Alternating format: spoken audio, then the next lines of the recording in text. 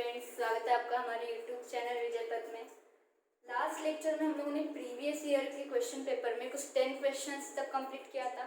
आज हम लोग रिमेनिंग 10 क्वेश्चंस कंप्लीट करेंगे। लास्ट लेक्चर में 10 जो हुए थे उसके आगे के ही 10 जो है वही प्रीवियस ईयर के पेपर का हम लोग यहाँ पे आज स्टार्ट करेंगे। फर्स्ट क्वेश्चन करते हैं हम लोग स्टार्ट। ज़्यादातर हम लोगों ने लास्ट लेक्चर में नंबर रिलेटेड और जो डायग्राम रिलेटेड क्वेश्चन थे वो ज़्यादा देखे थे। इस बार हम लोग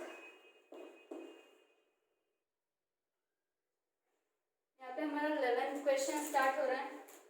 11th क्वेश्चन में कहा कि choose the most suitable Venn diagram. Venn diagram related chapter से रिलेटेड क्वेश्चन ही है। फर्स्ट लवर दिया मैंने whales, second ships and third the oceans. तीनों को क्या रिलेशन होगा वेन डायग्राम के हिसाब से, इसलिए हमें 4 ऑप्शंस दिए, उसमें से एक ऑप्शन पे हमें जो राइट होगा वो क्लिक करना है। अभी अगर वेल्स, शिप्स और ओशन की बात किया जाए तो वेल्स और ओशन थोड़ा सा रिलेटेड है, क्योंकि वेल्स जो वो ओशन में ही देखने को मिलती है, शिप्स भी हमें उसी में देखने में मिलती है। अगर मैं तीनों अलग अलग नहीं हो सकती, क्योंकि तीनों का एक दूसरे से थोड़ा ना कनेक्शन है, कुछ ना कुछ कनेक्शन है तीनों का।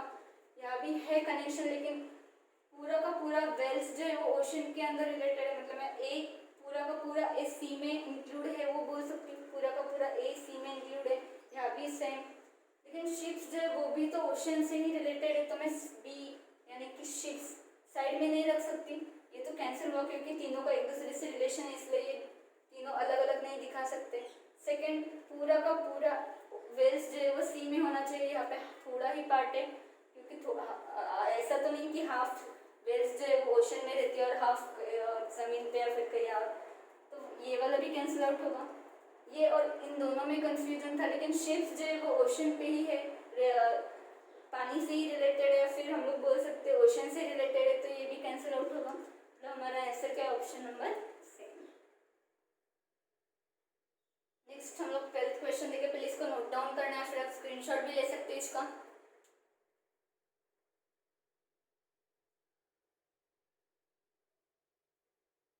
Next question 12th question, statement दे, कंक्लूजन दे, मतलब सिलॉक्स रिलेटेड है, ये सिलॉक्स का पैटर्न है या फिर सिलॉक्स का क्वेश्चन है। 2 स्टेटमेंट दे, उसके ऊपर से डायग्राम बनाना होगा, फिर उसके ऊपर से कंक्लूजन ड्रॉ हो रही है नहीं या फिर फॉलो हो रहा है नहीं, वो हमें चेक करना है। फर्स्ट स्टेटमेंट देखते हैं, नो काउज आर कैट्स। कोई भी काउ जो है वो कैट नहीं है, मतलब दोनों में क्या होगा? नो रिलेशन होगा। दोनों जगह सी नहीं लिख सकते, कंफ्यूज हो गए, इसलिए हम लोग एक जगह पूरा कैट्स लिख देते हैं। नेक्स्ट स्टेटमेंट दिया, ऑल कैट्स आर मैन। पूरे के पूरे कैट्स जो है वो क्या है? मैन। पूरे के पूरे कैट्स जो है क्या है? मैन। मतलब पूरा कैट्स जो है वो मैन में इंक्लूड होगा। फर्स्ट कंक्लूजन दिया, सम काउज आर कैट्स। काउज का सम पार्ट जो है वो कैट्स है, लेकिन यहाँ पे ऑलरेडी नो रिलेशन बोला है, तो यहाँ पे सम काउस मतलब कोई कनेक्शन ही नहीं, तो हम लोग सम काउस आर कैट्स कैसे बोल सकते हैं? मतलब ये नॉट फॉलो हुआ। सेकेंड है, all cats are man.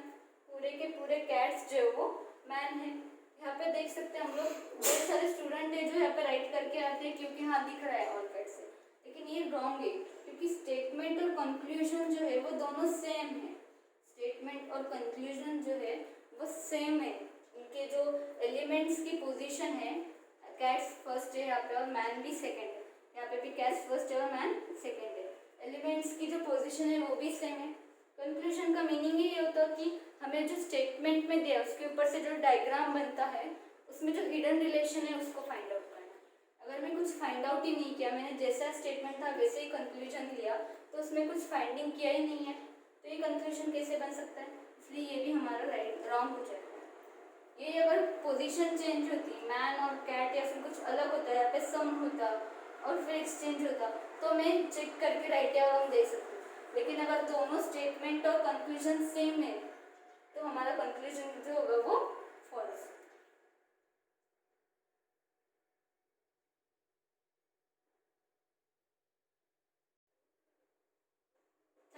Question same जैसा फर्स्ट क्वेश्चन था आज का, Venn diagram, suitable Venn diagram को चूज करना है हमें या फिर उसको ऑप्शन में से फाइंड आउट करना है। फर्स्ट वर्ड दिया है हॉर्स, सेकेंड मंकी और टाइगर। अगर मैं हॉर्स और मंकी की बात करूँ तो वो दोनों डोमेस्टिक एनिमल है, हम लोग उनको पाल सकते हैं या फिर हम लोग उनको अपने घर में रख सकते हैं, घर में, या फिर पेट एनिमल बना सकते हैं। और टाइगर जो है वो वाइल्ड एनिमल है, मतलब मेरा अगर कनेक्शन रहेगा तो हॉर्स और मंकी में कुछ रहेगा और टाइगर साइड में रहेगा। फर्स्ट की बात किया जाए तो वो तीनों अलग अलग दिखा रहे, बट जबकि ये दोनों जो है वो डोमेस्टिक एनिमल है, एक दूसरे के साथ रहना चाहिए, मतलब ये वाला मेरा रॉन्ग हुआ। नेक्स्ट, यहाँ पे ऐसा कुछ नहीं, यहाँ पे अगर डी ऑप्शन होता एनिमल या फिर सी ऑप्शन होता कि एनिमल, तो मैं ये बोल सकती हूँ कि एनिमल में हॉर्स और मंकी आ रहे, लेकिन यहाँ पे टाइगर दिया है, मतलब ये तो वाला डायग्राम बनेगा ही नहीं, ये भी रॉन्ग होगा। यहाँ पे हम लोग चेक कर सकते हैं, लेकिन हम लोग पहले फोर्थ देखते हैं। सेम वही, एनिमल नहीं है कि मैं एक दूसरे के अंदर डाल सकती हूँ, जैसे फर्स्ट डोमेस्टिक एनिमल करके ऑप्शन रहता, सेकेंड में मंकी रहता या फिर ऐसा, तो मैं ये वाला बना सकती थी, लेकिन ये भी नहीं बन सकता। अगर यहाँ की बात किया जाए तो ये बन सकता है, क्योंकि हॉर्स और मंकी, अगर मैं ये दोनों को हॉर्स और मंकी मानूँ तो दोनों में कुछ कनेक्शन है, और टाइगर जो है वो अलग है, मतलब ये वाला मेरा आंसर है, क्योंकि दोनों डोमेस्टिक एनिमल है और टाइगर जो है वो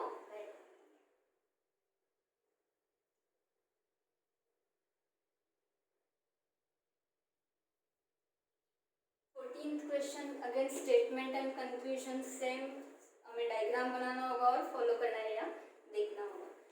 इस वाले प्रीवियस ईयर जो क्वेश्चन पेपर मैंने निकाला या फिर जिसमें से मैंने रीजनिंग के 20 क्वेश्चन निकाले, उसमें ज़्यादातर दिखाई दे रहा है कि आपके जो डायग्राम रिलेटेड क्वेश्चन है, डायग्राम या फिर नंबर रिलेटेड सीरीज वाले और ये जो स्टेटमेंट कंक्लूजन वाले वो ज़्यादा देखने मिलते हैं, मतलब आपको यहाँ से पता चल जाएगा कि आपको कौन से चैप्टर्स के ऊपर ज़्यादा जोर देना है। तो हम लोग पहले स्टार्ट करते हैं। यहाँ पे फर्स्ट स्टेटमेंट है ऑल पेटल्स आर फ्लावर्स, हम लोग डायग्राम ड्रॉ करते हैं, all petals are flowers. Next है some petals are yellow, petals का सम पार्ट जो है, कुछ पार्ट जो है वो क्या है, येलो है। Next all yellows are flowers, पूरे के पूरे येलो जो है फ्लावर में, मतलब ये पूरा पार्ट मुझे फ्लावर में लाना है। मैं इसका डायग्राम फिर कैसे बना सकती हूँ, तुम्हें पेटल्स और येलो, अब यहाँ पे मेरे पूरे पेटल्स जो है फ्लावर में इंक्लूड हो रहे, पूरे के पूरे येलोज जो है वो फ्लावर में इंक्लूड हो रहे, और पेटल्स का सम पार्ट भी येलो में इंक्लूड हो रहा है, मतलब मेरा पूरे स्टेटमेंट से डायग्राम ड्रॉ हो चुका है, पूरे स्टेटमेंट सेटिस्फाई हो रहे हैं डायग्राम के हिसाब से। अभी कंक्लूजन देखते हैं। ऑल फ्लावर्स आर येलो, पूरे के पूरे फ्लावर्स जो है वो येलो में होने चाहिए, यहाँ तो नहीं है, मतलब मेरा ये कंक्लूजन क्या हुआ, नॉट फॉलो। सेकेंड ये है ऑल येलोज आर पेटल्स, पूरे के पूरे येलोज जो है वो पेटल्स होने चाहिए। अगर मैं बात करूँ तो यहाँ पे पूरे के पूरे नहीं, बस सम पार्ट होना बोला है, और मैं कुछ डेफिनेट नहीं बोल सकती कि यहाँ पे अगर पॉसिबिलिटी होता तो मैं कुछ बना सकती हूँ पॉसिबिलिटी के केस से हिसाब से, लेकिन यहाँ पे पॉसिबिलिटी वर्ड नहीं दिया है और डायग्राम में नहीं दिख रहा है, तो ये भी नॉट फॉलो, मतलब मेरा आंसर क्या हुआ, नन फॉलोस, या फिर neither one nor second. Note down करना, फिर हम लोग नेक्स्ट क्वेश्चन पे चलते हैं।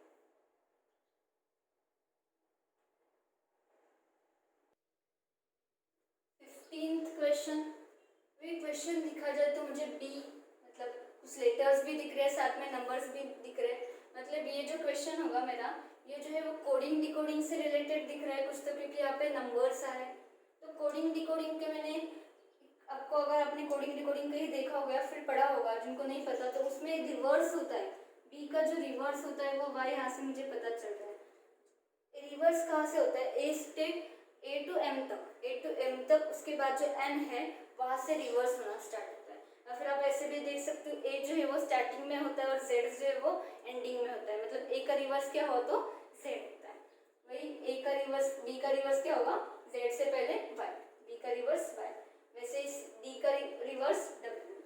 मैं आपको यहाँ पे ड्रॉ करती हूँ ताकि आपको पता चल जाए।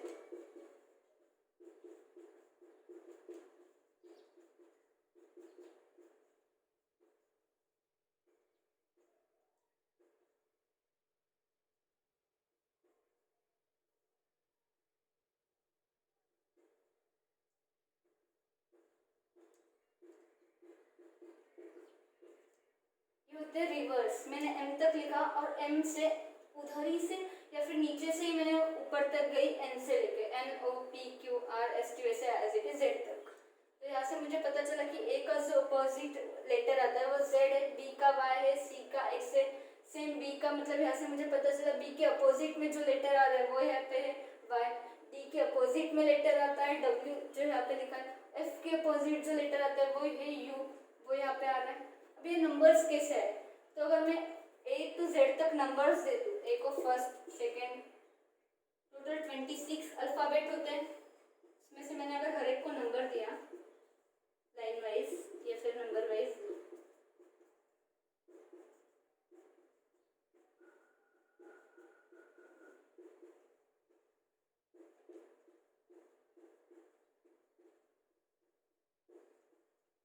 ये जो बीच वाला 25 मिल रहा है, अभी यहाँ से पता चला कि बी का अपोजिट वाई है, लेकिन 25 कहाँ से आया, तो 25 जो है वो बी का तो कोड 2 है, तो यहाँ पे 2 तो है ऑलरेडी, लेकिन 5 भी है तो कुछ ये ही नहीं, लेकिन वाई का जो कोड है या फिर जो नंबर है वो 25, मतलब जिसका बी का जो अपोजिट है, अपोजिट वर्ड तो आ रहा है, लेटर तो आ रहा है सॉरी, और उसके साथ मेरा नंबर भी आ रहा है उसका। सेम यहाँ पे डी का अपोजिट लेटर जो है वो डब्ल्यू है और उसका जो नंबर है 23 वो यहाँ पे आ रहा है। सेम एफ का अपोजिट नंबर अपोजिट लेटर जो है वो यू है और यू का जो नंबर है वो 21 है, यू का जो नंबर है वो 21 है। लेकिन आगे कौन सा आएगा, यहाँ पे तो आई का अपोजिट वी, आई का अपोजिट वी, आई का पे यहाँ पे आई का अपोजिट वी, आई का अपोजिट वी होना चाहिए, आर होना चाहिए, लेकिन यहाँ पे वी है मतलब ये तो कैंसिल हुआ। नेक्स्ट एच का अपोजिट एस, ये क्या, हाँ एच का अपोजिट एस मिल रहा है यहाँ पे, मतलब ये चेक करना होगा या फिर ये इसे देखना होगा, लेकिन एस 19 है, यहाँ पे एस 19 है।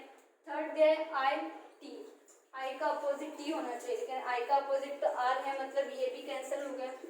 एच का अपोजिट वी है यहाँ पे, जबकि यहाँ पे एच का अपोजिट जो है वो एस आना चाहिए, मतलब ये भी एलिमिनेट हुआ। तो मेरा आंसर क्या होगा, ऑप्शन नंबर। इसको भी नंबर को भी चेक करते हैं, एस का जो नंबर है वो वही यहाँ पे क्या, एस का जो नंबर है वो 19 है, मतलब यहाँ पे एच का अपोजिट जो है वो अपोजिट लेटर जो है वो एस मिल रहा है, और अपोजिट लेटर का जो नंबर है एस का जो नंबर है 19 वो भी मिल रहा है, मतलब मेरा आंसर क्या हुआ एच 19 एस, बाकी तो एलिमिनेट हो चुके।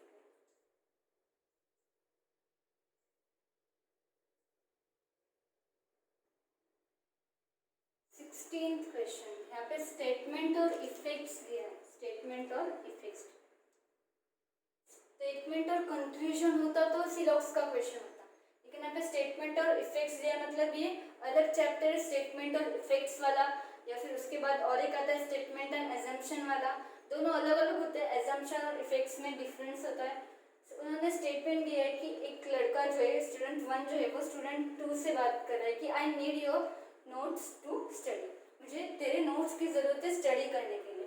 तो इसके इफेक्ट्स क्या बनेंगे, उन्होंने फर्स्ट इफेक्ट दिया student to have prepaid notes, student 2 के पास प्रीपेड नोट होंगे तभी जाके तो स्टूडेंट 1 उससे नोट्स मांग रहा है, लेकिन ये तो ऑलरेडी है, अगर उसके पास है तो इसलिए तो मैं मांगने जा रही हूँ ना, अगर इसके पास उसने प्रॉपर नोट्स बनाए तभी तो मैं मांगने जा रही हूँ, तो ये इफेक्ट नहीं बनेगा। इफेक्ट मतलब कुछ तो मेरे पास है उसके बाद मैं कुछ और उसमें ऐड करूँ या फिर कुछ उसके ऊपर एक्सपेरिमेंट कर रही हूँ या फिर कुछ बना रही हूँ मैं उससे।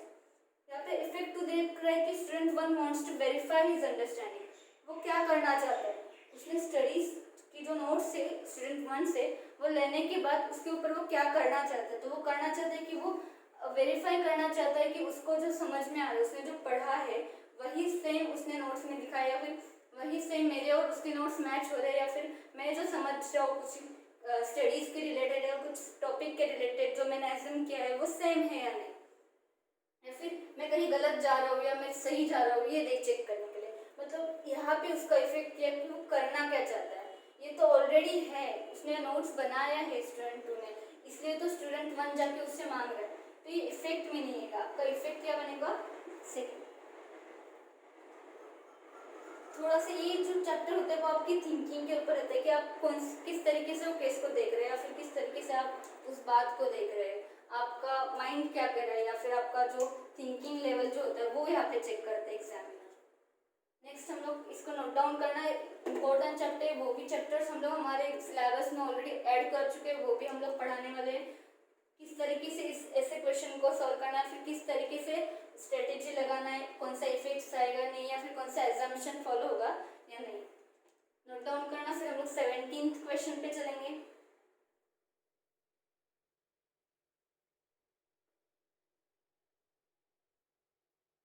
17th क्वेश्चन दिया, यहाँ पे उन्होंने 4 ऑप्शन दिए और कहा कि उसमें से find odd one out, find odd one out, मतलब इन तीनों में से, चारों में से कोई तो 3 ऐसे होंगे जिसमें सिमिलैरिटीज होंगी और एक जो है वो उससे डिफरेंस रहेगा। तो 4 ऑप्शन में ऐसे कौन से 3 है जिसमें सिमिलैरिटीज है और 4th ऑप्शन होगा या फिर कोई एक ऑप्शन होगा जो डिफरेंस है। इसको, इस चैप्टर को ऑड वन आउट कहते हैं या फिर क्लासिफिकेशन भी कहा जाता है, या फिर आप सिमिलैरिटीज एंड डिफरेंसेस करके भी इस चैप्टर को कह सकते हैं। यहाँ पे अगर मैं बात करूँ तो मुझे पहले तो हम लोग 3 या 4 डिजिट के क्वेश्चन, मैंने चैप्टर्स अगर आपने पढ़े होंगे या फिर मैं अगर चैप्टर पढ़ाऊंगी तो आपको बता ही दूंगी कि हर एक चैप्टर में किस तरीके से आपको स्ट्रेटेजी या फिर हर एक क्वेश्चन के लिए किस तरीके से फाइंड आउट करना है, स्ट्रेटेजी लगाना है। तो यहाँ पे जो है एक तो 3 नंबर है, फिर 4, तो हम लोग पहले तो ऐड करते हैं। तो मैं पहले ऐड करके देखती हूँ। 2 + 6 8 + 3 11 आ रहा है। नेक्स्ट यहाँ पे 1 + 1 + 1 3 आ रहा है। नेक्स्ट 3 + 8 11 + 3 14। मतलब यहाँ से देखा जाए तो कुछ ऑड वन आउट में से कुछ नहीं, यहाँ पे 11 और 3 प्राइम नंबर मिल रहे हैं, लेकिन ये भी चेक करते कि इसको भी ऐड करने के बाद प्राइम नंबर मिल रहा है तो हमारा डी जो है वो डिफरेंट होगा। 2 + 4 6 + 2 8, मतलब ये प्राइम नंबर का तो यही नहीं, मतलब हमारा ये जो लॉजिक लग रहा था हम लोग जिसको लेकर चल रहे थे एडिशन वाला, वो भी नहीं यहाँ पे फॉलो होगा। लेकिन मुझे यहाँ से पता चला कि 2 और 3 को अगर मैं मल्टीप्लाई कर दूँ तो मुझे बीच वाला जो रिमेनिंग नंबर है मिडल वाला वो मिल रहा है। 2 + 3 6, 6 + 2 को माइनस करके कुछ मिल नहीं रहा था, या फिर 6 + 3 को माइनस करके कुछ नहीं, 6 - 3 करके कुछ नहीं मिल रहा था। लेकिन यहाँ पे अगर 2 और 3 को मैं मल्टीप्लाई कर दूँ तो मुझे मिडल वाला नंबर मिल रहा है, 2 3 = 6। सेम यहाँ पे भी मिल रहा है, 2 और 2 को मल्टीप्लाई कर दूँ तो मिडल वाला नंबर मिल रहा है 4। सेम लास्ट वाले क्वेश्चन में 3 और 3 को मल्टीप्लाई कर दूँ तो 9 होना चाहिए, लेकिन यहाँ पे 8 दिया है, मतलब ये डिफरेंट हो सकता है। पहले बी को भी चेक करते हैं।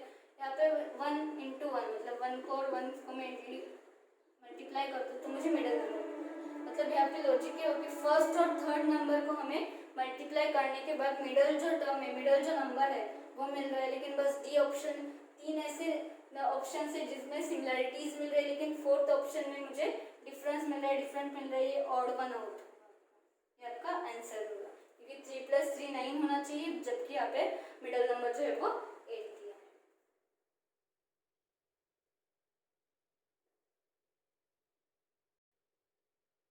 नेक्स्ट क्वेश्चन में दिए सेम वही चैप्टर में से क्वेश्चन आया कि find odd one out, 4 option दिए उसमें से ऑड वन आउट देखना है हमें। ऑड वन आउट के लिए प्रायोरिटी सीक्वेंस दिए थे या फिर प्रायोरिटी ऑर्डर दिया है, जो हम लोग क्वेश्चन या फिर जब चैप्टर स्टार्ट करेंगे तो मैं वो प्रायोरिटी ऑर्डर बता ही दूंगी, या फिर किस तरीके से क्यों वो ऑर्डर फॉलो करना है वो भी बता दूंगी। यहाँ पे पहले तो हम लोग देखते हैं कि ऑर्डर के हिसाब से हमारे पहला तो होता है हमें स्क्वायर चेक करना है, प्राइम नंबर चेक करना है। नेक्स्ट हमें जो चेक करना होता है वो स्क्वायर और क्यूब देखना होता है। तो इसमें तो प्राइम नंबर कोई नहीं, क्योंकि 64 जो है वो इवन है और बाकी के 3 जो है वो भी इवन है, और 343 की बात किया जाए तो वो डिवाइड हो सकता है, वो डिवाइडेबल है। नेक्स्ट के बात करते हैं स्क्वायर की, देखते हैं। तो यहाँ पे 8 जो है वो 8 का स्क्वायर दिख रहा है मुझे, लेकिन बाकी के कोई जो है 3 सिमिलरिटीज चाहिए, तो बाकी के किसी में मुझे दिख नहीं रहा है स्क्वायर। नेक्स्ट हम लोग चेक करेंगे क्यूब। तो 8 ये जो है 64 वो 4 का क्यूब है, इसलिए आपको क्यूब और स्क्वायर भी आने चाहिए, टेबल्स भी आपके अच्छे से होने चाहिए, तब जाके आप ऑड वन आउट जो है नंबर का वो सॉल्व कर पाएंगे। नेक्स्ट 900 तो किसी का क्यूब नहीं है। 343 जो है वो 7 का क्यूब है, 7 को अगर 3 बार मल्टीप्लाई कर दो तो 343 मिलता है। 1000 जो है वो 10 का क्यूब है, मतलब 3 ऑप्शन में मुझे सिमिलरिटी मिल रही है, 4 का क्यूब, 7 का क्यूब और 10 का क्यूब। 900 किसी का क्यूब नहीं है, मतलब हमारा ऑड वन क्या आउट क्या हुआ 900, या फिर हमारा डिफरेंट ऑप्शन जो होगा वो क्या होगा 900।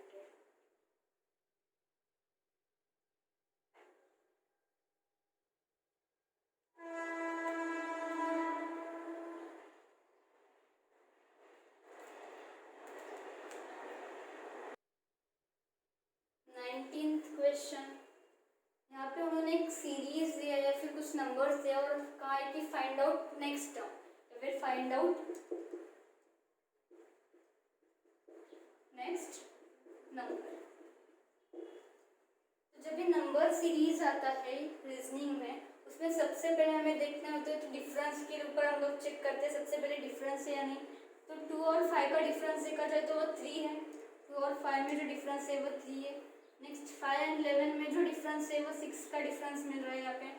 11 एंड 23 में देखा जाए तो 12 का डिफरेंस मिल रहा है।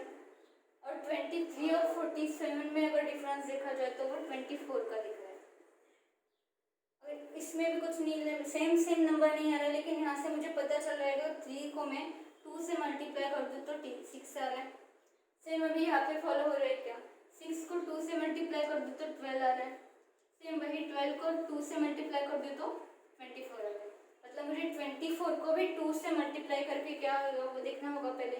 तो 24 को अगर मैं 2 से मल्टीप्लाई कर दूँ तो वहाँ पे मेरा 48 आ रहा है। और फिर उन दोनों को ऐड करना होगा, क्योंकि 23 में 24 ऐड करने के बाद ही 47 बना, या फिर 11 में 12 ऐड करने के बाद ही 23 मिला। तो वही 47 में हमें 48 को ऐड करना पड़ेगा। तो 7 + 8 आता है 15, 5 1 कैरी, 4 + 4 8 और 1 + 1 9। तो मेरा नेक्स्ट टर्म क्या बन गया 90। जब भी ऐसे नंबर्स आए तो सबसे पहले हम लोग चेक करना है फर्स्ट लॉजिक या फिर फर्स्ट स्ट्रेटेजी या फिर फर्स्ट जो हमें दिखाना है, दिमाग लगाना है, वो तो पहले आपने डिफरेंस देखना है। उसके बाद फिर मल्टीप्लाई या फिर डिवीजन या फिर कोई नंबर जा रहा है, सेम नंबर का डिफरेंस आ रहा है, एडिशन हो रहा है, अल्टरनेट हो रहा है। अल्टरनेट मतलब फर्स्ट से थर्ड, थर्ड से फिर फिफ्थ, इस तरीके से अल्टरनेट या फिर कुछ आ रहा है क्या। तो मैंने सबसे पहले डिफरेंस देखना, फिर उसके बाद डिफरेंस में कुछ लॉजिक लग रहा है या फिर सेम नंबर है तो कुछ करने की ज़रूरत नहीं। जैसे यहाँ पे अगर 3 होता तो मुझे कुछ करने की ज़रूरत नहीं है, 47 में भी 3 ऐड करके मेरा 50 आ जाता। लेकिन यहाँ पे उन्होंने 3 से डायरेक्टली 6 पे गए, मतलब उन्होंने मल्टीप्लाई बाय 2 किया, फिर 6 से 12 पे गए, फिर से मल्टीप्लाई बाय 2 किया, इसलिए मैंने 24 से मल्टीप्लाई बाय 2 करने के बाद 48 आया और 48 को 47 में ऐड करने के बाद हमारा 95।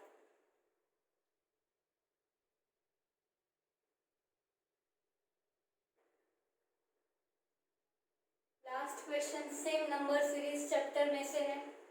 हमें कुछ लेते हुए नंबर्स दिए और लास्ट जो नंबर है वो हमें फाइंड आउट करना है। तो जब भी नंबर्स आएंगे तो सबसे पहले तो हमें डिफरेंस देखना है। अगर मैं 7 और 14 का डिफरेंस निकालूँ तो मुझे 7 मिल रहा है। 14 और 13 का डिफरेंस निकाला जाए तो यहाँ पे मुझे 9 मिल रहा है।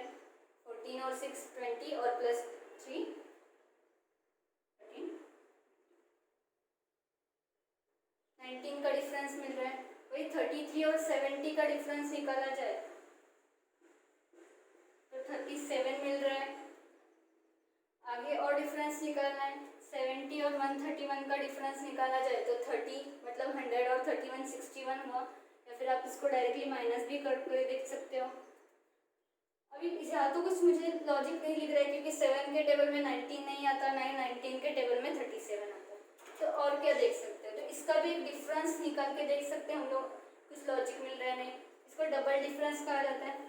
17 और 19 का अगर डिफरेंस किया जाए तो मेरा आंसर आ रहा है 12। 19 और 37 का डिफरेंस निकाला जाए तो यहाँ पे भी मेरा आंसर जो आ रहा है वो 7 में से 9 गया 12। 19 और 37 का भी डिफरेंस 12 आ रहा है। वही 37 और 61 का डिफरेंस किया जाए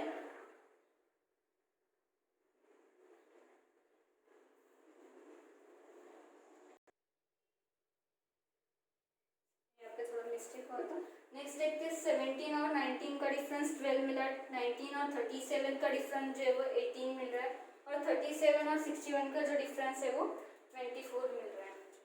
मतलब यहाँ से कुछ और मिल रहा है क्या, फिर से डिफरेंस निकालना होगा क्या। तो डिफरेंस निकालने की भी ज़रूरत नहीं है, हमें पता चल रहा है कि ये जो है 6 का टेबल जा रहा है। 6 में यहाँ पे लिख दो तो 6 1 × 6 6 2 × 12 6 3 × 18। या फिर आप डिफरेंस भी निकाल सकते हैं, दोनों में सेम आएगा, 6 आया, फिर 18 और 24 का डिफरेंस 6 है।